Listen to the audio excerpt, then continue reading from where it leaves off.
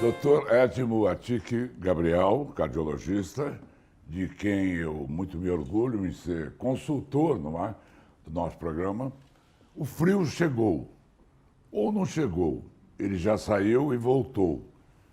Se retirou novamente e voltou novamente. Quer dizer, nós temos aí condições climáticas fora das regras habituais, não é? É verdade que o número de casos de infarto e de AVC, eles aumentam com o frio? É verdade. Normalmente no frio, num inverno rigoroso como esse que nós estamos tendo nesse ano, que não é típico para o nosso país, mas nós estamos vivenciando aí pelo menos 3 meses, desde maio, se a gente considerar maio, junho, julho e possivelmente até agosto, a previsão é que haja temperatura baixa no Brasil, da forma como você citou, Amaury. Nós vamos ter períodos que amenize, períodos que realmente esse frio fica mais acentuado. O que nós sabemos já de muitos anos, através de pesquisas muito consolidadas, o frio gera hipotermia, ou seja, o nosso corpo ele perde temperatura em função desse frio externo. Então, se a gente não se agasalhar, não se alimentar adequadamente, nós ficamos com um risco aumentado de ter um evento cardiovascular. Por quê? Porque o nosso corpo ele é obrigado a produzir mais calor de forma compensatória, para se equilibrar com o frio externo. E isso sobrecarrega o coração, os vasos sanguíneos, o cérebro. Ou seja, se nós já formos pessoas comprometidas do ponto de vista cardiovascular, o nosso risco é até maior. A gente pode trabalhar aí com taxas de 20% a 30% de aumento de casos de infarto e derrame nesse período do frio nas pessoas em geral e quase 50% nós temos observado aumento de procura nas pessoas que já são hipertensas, que têm arritmia, que são portadoras de cardiopatias. Eu me lembro, desculpe o meu diletantismo, não é? Que cardiologistas recomendavam que as pessoas que tivessem tendência a qualquer acidente cardiovascular sempre carregassem no bolso um remedinho, que nem sei se existe mais, chamado Isordil. Todo mundo andava com Isordil como um preventivo de qualquer percepção de acidente cardiovascular. Existe ainda o Isordil?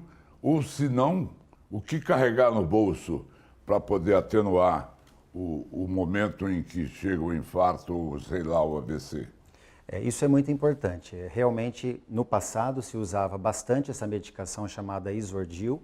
Ela consiste num vasodilatador das artérias do coração.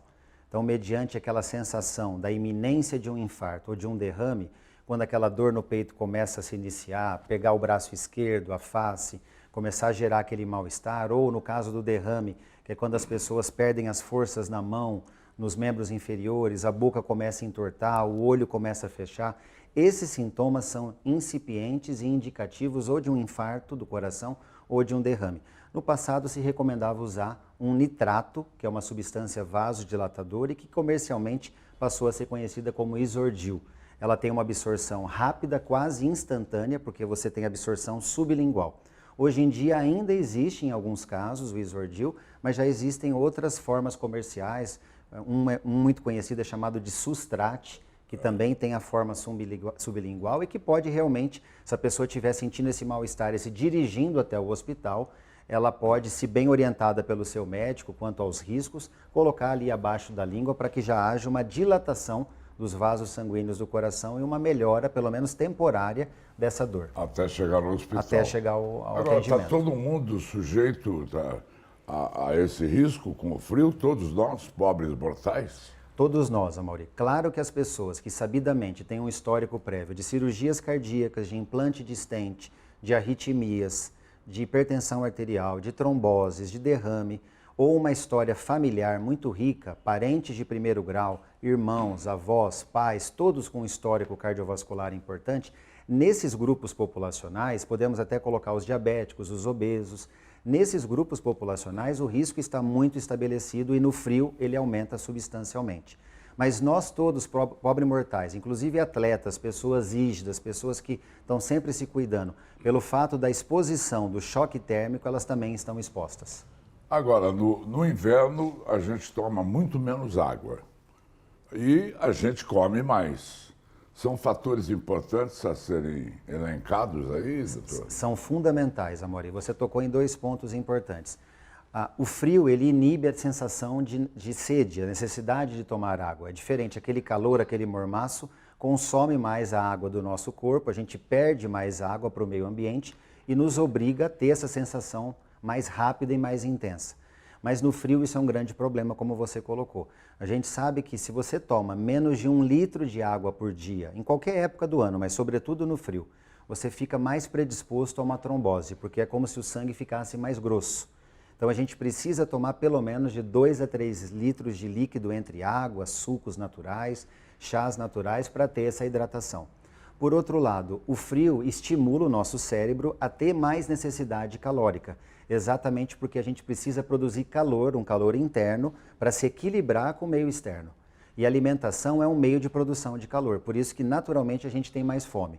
O importante, a preocupação maior não é comer por si, é saber o que comer. Então, o que eu recomendo que as pessoas comam? Como eu disse, eu trabalho no dia a dia muito com cardiologia, nutrologia, e eu recomendo no frio chás quentes, sopas, que naturalmente são quentes. Alguns temperos são importantes para melhorar a temperatura corporal. Para quem não tem intolerância, pimenta, gengibre, ginseng, canela são muito importantes. Para as pessoas que tiverem intolerância, pelo menos alimentos e bebidas mais quentes. Evitar bebidas excessivamente geladas e, sobretudo, aquela exposição ao meio externo mais frio. Agora, com esse frio é difícil fazer exercício, caminhando pelas ruas, não é? Pessoas que têm percursos pré-determinados. Se bem entendi, então você recomenda que a pessoa faça o exercício, uma caminhada, agasalhado? Exatamente. Eu recomendo que ela continue mantendo a sua atividade física dentro de academias, de locais fechados, mas se ela for optar pelo exercício em praias, espaços livres, o cuidado é grande em relação à vestimenta. O importante é que não haja aquela exposição excessiva do corpo, uma vez que as pessoas às vezes erroneamente acham que deixando o corpo mais exposto, elas vão queimar mais calorias correndo. Isso pode até acontecer, só que por outro lado ocorre a exposição ao frio, à hipotermia e a essas complicações cardiovasculares que a gente já mencionou. O que mais com referência ao frio, doutor Edmo? Um dos pontos que valeria a gente ressaltar é a necessidade de fazer um check-up nesse período do ano, principalmente, para aquelas pessoas que pretendem retomar a atividade física nessa fase ou realizar a atividade física de forma organizada e periódica. Eu sempre indico o check-up porque as pessoas acham que estão bem, mas esse achar significa olhar a aparência externa. A aparência externa não quer dizer que a pessoa não tem uma iminência de trombose, uma arritmia cardíaca, pressão arterial, porque infelizmente, Amaury, alguns sintomas cardiovasculares ou eles demoram muito para ser percebidos ou eles ficam durante muito tempo silenciosos. Então, pressão arterial. A gente pode ter uma pessoa andando na rua agora com uma pressão muito elevada e ela não sente absolutamente nada. Eu recentemente fui avaliar um paciente na casa, no domicílio, e eu constatei arritmias na ausculta cardíaca e ele não sentia em nenhum momento essa palpitação, em nenhum momento ele teve qualquer sintoma associado. Isso me preocupou, porque é um sintoma que fica ali condicionado, interno, e a pessoa às vezes já se adaptou tanto que ela não sente. No frio, como aumenta a taxa de arritmia, de trombose, de hipertensão, a gente tem que estar mais atento com a necessidade de um check-up. Agora, é difícil, não, a pessoa depressiva que tem manifestações de aperto no peito, confundir com sintomas cardiovasculares. Como é que chama isso que a gente... Síndrome do coração partido. Síndrome do coração partido. Os depressivos sabem do que eu estou falando, que é uma angústia, seria a palavra, não é? A angústia se confunde com a arritmia.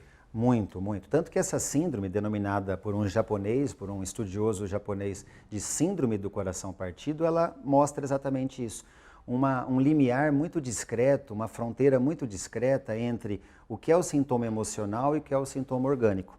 Eles às vezes se misturam, confundindo e levando muitas vezes a pessoa a passar por um check-up até muito invasivo.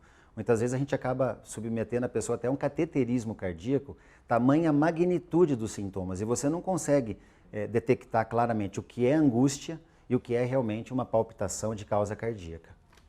Doutor Edmo, muito obrigado. Muito obrigado, Amaury. Obrigado. Doutor Edmo Atique Gabriel, especial para você.